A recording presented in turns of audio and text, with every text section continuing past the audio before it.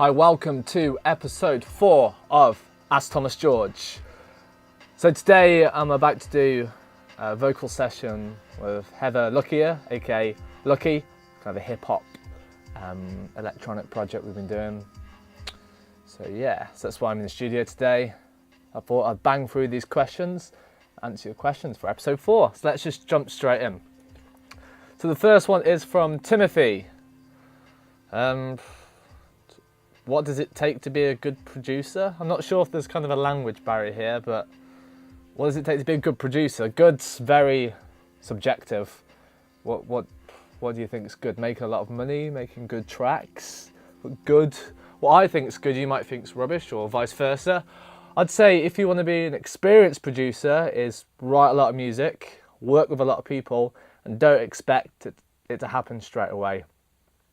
Learning music or any skill, it's going to take you a long time to get good and to master. There's an old rule, it takes 10,000 hours apparently to master any skill. So don't expect to be good straight away. It's going to take you years and years and years to get good at this. So just try and get involved in as many projects as possible. Don't be afraid to say no. And also for the first few years, you're going to have to work for free. You can't just jump straight in and charge people loads of money for sessions, because it's just not going to happen. So if you want to become experienced at producing, work with a lot of different people, write a heck of a lot of music, and be prepared to work for free, and realise that this game, it's a slow progress. You're not going to be the next like Rick Rubin overnight. It's going to take you a long time to slowly develop your skills. And just remember that even if you increase in slightly, it's a good thing. Just slow 1%, slow baby steps, and eventually, if you just keep on pushing yourself and be smart about it as well, don't just keep on doing the same thing, hammering over the same loops. Just realise you need to push yourself. Study musical theory as well, that's important. Classical harmony, learn an instrument, and try and keep up to date with the latest DAWs, latest skills, latest productions, and that way you will eventually get there if you're smart about it. Next question is from my man Dimitar. Okay, make a video about file exporting and the difference between all the files, WAV, MP3, etc. Okay, so what a WAV is, it's basically a high quality file, audio file for Windows. Then you get AIFF, which is the same for Mac.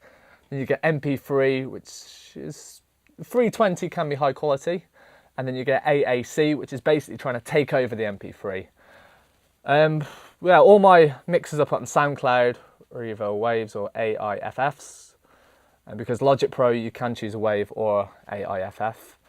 AAC is kind of taken over. A lot of DJ mixes are exported as AAC. MP3, I only really use, a lot of tracks, if you download, a lot of music is MP3. But I use it mainly for sending people stuff on Facebook or on email. If I listen to this mix, listen to this track, because it's a really small file. It's like 5 megabytes. If you have a WAV or a AIFF, sometimes it could be like 40 megabytes, and you can't always send it that easily. Obviously, it's stuff like Dropbox. But for DJing, I'll try and export your music as AAC. But for uploading to SoundCloud, I use AIFF if you're a Mac user, or a WAV or WAV if you're a Logic user, if you're a Windows user. But it's just high quality really, but as it's high quality, the files are bigger. So it depends on the platform, and that's basically it. Next one's Mike, about getting a good stereo mix. Okay, so he wants to know about panning, industry standards. I don't really think there is an industry standard. Jordan below's pretty much answered the core of it. Basically, the lower the instrument, I generally have central, and then as the frequencies get higher and as the instruments get higher in pitch, then you can kind of be a bit more experimental with the pan.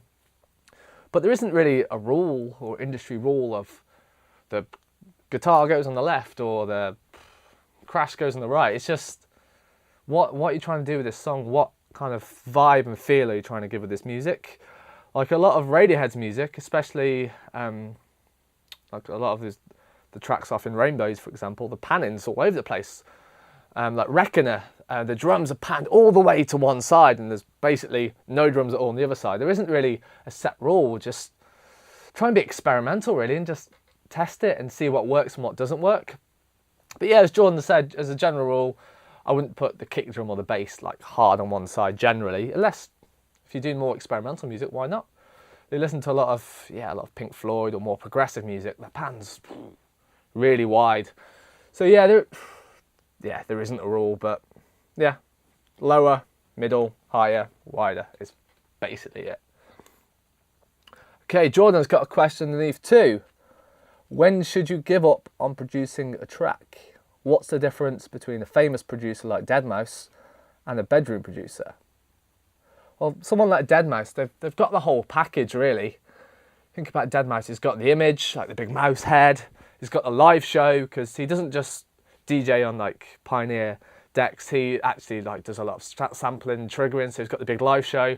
Obviously, he's got his music. He's produced so much music and put loads out. He also does live streaming online. You can watch him make music. He does live chats. He's really big on social media. He's huge on Twitter. So someone like Deadmau5, if you want to get to that level, you've really got to have the whole package. Your image, your music's got to be top quality. Visionaries, live shows. Yeah, but obviously there's a bit of luck involved as well. I'm not criticising Deadmau5's skill, because I do think he's a really good producer. But there is a bit of luck as well. There's going to be a bit of a gap in the market for someone like Deadmau5 at the time. He came in and filled that mark. But if you try and be Deadmau5 now, he's already covered that. You're not going to get in. You have to think of something unique or just be a lot better than everyone else. And yeah, whole package, luck, skill.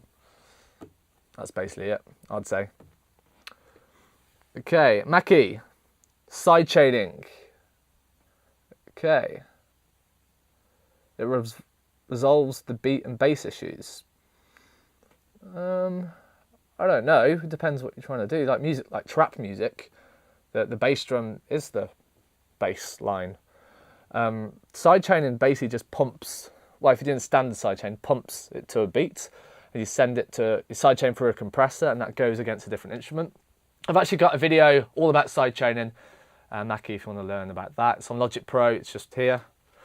That's all about sidechaining through the compressor or using Wave's one knob pumper, which is a really good plugin, and it's just a really easy way. You just stick it on, and you can set the rate, and you can automate it as well. But yeah, it's sidechaining. It can make a difference in dance music, but it's not the be and all end all. It's not the answer. But if you want to learn about it, I'd say just check out this video here and I'll explain it in detail. Andrew. Okay. I can listen to my track and think, add a little of this or less bass here. Okay. I would say, Andrew, is have a reference track. Have a track that you want your song to sound like mix-wise and constantly reference that. When I mix a song, I have several different reference tracks, and I just always compare my track to that. I'm sure you can get a plugin that can tell you like the frequencies, but I just do it by ear, and that way, instead of relying on the plugin to tell it for you, just train your ear or where the bass should be, where the treble is, what's the EQ like, what's the compression like, and just listen to it constantly and just analyze it without actually visualizing it. So don't look at the screen and look at where the meter is. Just listen to it and just try and realize. Yeah, but always compare your tracks to others. It's not copying, it's just comparing like a good mix to another good mix. You're not stealing anything from them. So yeah, my advice is have one or several different reference tracks and just always compare to that. Rohan, mixing on headphones. Yeah, there isn't really an answer to mixing on headphones. So if you've got headphones, sure, mix on them. Like I've got two pairs of monitors here I'm mixing on. I've also got a pair of headphones I'm going to mix on as well. It's just another way of, just get another platform to your mix really. So it might sound slightly different. Obviously you can hear the pan a lot more obvious on headphones because it's left and right, it's right there. Try and mix on as many different platforms as possible. Try and mix on two pairs of monitors if you can. I like to mix on hi-fi in my kitchen as well because they're just kind of standard like generic hi-fi speakers. And I know a lot of people at home won't have like high quality monitors, or if they're in a studio they're not they're not really going to be listening to the music in a professional studio. They're just going to be listening to it at home on their laptop or on their iPod dock or whatever, or their laptop speakers. But yeah, I'd just say listen to on several headphones, monitors, and cheaper speakers as well. I have mixed several songs just on headphones because I've been travelling or I've been away from studios where I've just had to do it on headphones because that's all I've got. And you can still make a pretty good, decent mix. My advice is, I'd get 2 pairs of headphones, a decent pair and a cheap pair, because a lot of people are not going to have high quality headphones. They're going to have cheaper ones as well. A lot of the time I just mix on my Sennheiser's kind of DJ headphones because I like the way they sound. They do add a bit of colour, but I'm used to them because I do DJ and music with them as well, so I've heard so much music through them. Just get used to a pair and just use that. There are better pairs of headphones than that for mixing music, but it's just what I'm used to. It's just what I like. Okay, next one. Nick. Structure of tracks. The importance of silence. Lead up to a solo. Okay. Yeah, silence is super key, especially younger guys. You hear them, you hear the tracks, and there's just too much going on. Like less is so much more. When the listener listens to your music, they're going to pick out one main melody. So don't have too much stuff going on, because you might think it's cool or quirky, but most people, they just listen to one thing or how it makes them feel. A lot of people just want to hear the vocals really, and they want the music to support it. But yeah, I'd just say less. When I arrange my music, I normally write maybe 10, 20 minutes, and I just chop it all up, move it around, and I just strip it all down. There's a song I just released the other day actually with Peter Darling on vocals, and the first verse anyway, is just the vocal. I did have a strings section, had several different percussion instruments going, had a bass line, had a Fender Rhodes, had some chords and another pad. And I was just like, it's too much. I want the listener to just listen to these lyrics because it's all about these lyrics. And the song's called Ray Down Me actually. It's on my SoundCloud if you want to check it out. And I just stripped it all down to just the vocals on the verse because I just wanted, just the vocals, and less is so much more. Same with silence. You can add a lot of drama just with silence. You can trick the listeners, you can confuse them. If you're doing a DJ set as well, you can just put in silence and everyone thinks the speakers are going to whack it back on. It's a lot more dramatic than just constantly having sound. Dubstep did get a lot of criticism when it first came out because if you look on the waves, there's not that much dynamics. I'd always think about dynamics and how the song actually makes you feel. What journey are you giving the listener, rather than just, I'm going to put this to show off my musical ability. It's like when you see young kids play the guitar, the first thing they do is try and play as fast as they can. Then you see the old jazz guitarists and they just play one note and it's way more powerful than the younger guy shredding. So I always think less is more. How can I make this powerful? How can I put the listener on a journey? Okay, Shubham. I think I pronounced that right. There are thousands of producers out there. How do we stand out like big names like Avicii? I guess it's similar to the question before about Deadmau5. You've got to have the whole package, really. You've got to have the live show like Avicii's DJs as well as producers. Some people might not like his music, like Jordan below, but you can't deny that he's hard working. He's pretty young, he's like in his early 20s, and he's put out so much music and he plays so many live gigs. He's got to have a strong work ethic, put track out of track. Someone like Avicii, you're going for the main markets, the masses, so you've got to have songs that the average Joe can sing along to, like, oh, sometimes I get a feeling. Like Avicii songs, oh brother, or whatever. Do you know what I mean? It's not the most intelligent of lyrics or music, but people can sing along to it. People know it. It's like McDonald's. Like, the food's bad for you, but it doesn't taste bad. It tastes nice because it's full of sugar and salt and fat. Because so a lot of people like it and it's cheap. But it doesn't mean it's good quality food. It doesn't mean it's the best food out there, but it's popular. So you've got to think, do you want to be popular or do you want critical acclaim? No one raves on about McDonald's and food critic magazines. I'm sure that don't as much about Avicii as well. I'm not trying to badmouth Avicii. I can't deny his work ethic. He's put a lot of songs out there and he does a lot of gigs. But do you want to be a big cheesy pop star, or do you want to be someone that, I don't know, yeah. I'm kind of agreeing with Jordan a little bit here, but if you want to be a big pop star, first of all, it's probably not going to happen statistically. And second of all, if you're into music to try and be famous or be a big pop star, you're in it for the wrong reasons, and you're probably going to get frustrated with yourself after a few years that you're not a big famous pop star, you're not a famous DJ. When all these big DJs, a lot of them, they just blew up accidentally, or they've got a good manager who handles that stuff. They just love writing music and they just love doing their own thing. So yeah, looking at that end goal and thinking, how can I be this, how can I be that, isn't really, it's not going to make you progress. Just think about how can I improve myself as a musician or as a producer. But yeah, if you do want to be like that, think about the package. Definitely learn to DJ, because a lot of people, they will torrent your music, they will download it for free, and you can listen to it on SoundCloud for free or YouTube anyway. No one really pays for music anymore. But live, people will go pay like €40 or £40 or dollars or whatever to go see Avicii, but they won't pay £5 for his album.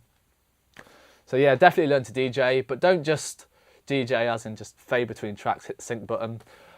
I'd probably learn Ableton Live, get like a real live show, something like Deadmau5. I'd look at him because he's got a really good live show. Produce a lot of music, put a lot of music out there, and offer a lot of live stream videos as well. And yeah, and that way you're more likely to reach more people, I guess. Okay, Jordan again. Right, here we go, Jordan. How to achieve the perfect relative mix levels with drums, bass, and other instruments. Perfect. What is perfect? It depends what you're trying to achieve. I'm sure there's plugins that can work out the bass frequency, but I don't do that. I just do it by ear. Like I said earlier, have a reference track and just train your ears. Like, what you're trying to achieve with a song. Is it a dance song? If it's a dance song, you might want it a little bassier. If it's more of a folk song, you might want to drop the bass a little bit. But I don't think there is a perfect relative mix. I'd see the mix as like a spectrum of frequencies. So I wouldn't try and clash too many frequencies. Make sure there's space for each different instrument. And yeah, just experiment and just listen to other tracks, listen to songs that you really like and try and emulate that, really. Isaiah, I think I've said that right. Compression on vocals. It's kind of a vague question, really. Compression on vocals. What vocals? Hip-hop vocals? If it's really dry hip-hop vocals, you want to put the singer right up to the mic and you might want to compress it a lot. If it's kind of more experimental music, you might not want to compress it at all. You might want to leave the dynamic range really high, because what compression does, it makes the loud quieter and the quieter louder. So it basically just squishes the sound wave. If you're doing maybe EDM and you want a pumping kick drum and you want it loud all the way through, or maybe dubstep, maybe compress the vocals quite a lot to make them fit with the rest of the music. But yeah, it depends on your dynamic range, really. There are certain plugins you can use, like the Logic compression is pretty good. Waves have got a few different ones. There's CLA Vocals, which I think is Chris Angle or something like that. That's a Waves one which is really good for vocal processing. But yeah, just think about what you want to do. And I can't really answer a really vague question like that, compression on vocals, because there's so many different vocalists out there, so many different genres of music. But I'd more think about what you're trying to achieve with the song. What do you want the listener to experience? And then go from that. Okay, Eden. Is there a certain way of using EQ on every instrument, or is it just try it and see what sounds good? Okay, Dimitar's answer below. He's basically use an analyzer. Yeah, you can do that. You can use an analyzer. I'd normally just try and train my ears. I wouldn't bother about these plugins because they do make you a bit lazy. But like I said earlier, try and see your sound as a huge frequency. So you don't want too many different instruments in the same frequency. You want a big spread of sound. So obviously you don't want the bass to clash with the keys, for example. So you might want to pump the low end on the bass and take the high end at the keys, or the treble, or vice versa. Just try and experiment and make sure there's space for every instrument, because if it's too muddy or too much going on one certain frequency, it won't sound that good really. Just make sure there's space for everything to come out and pop out so the listener can hear each instrument clearly.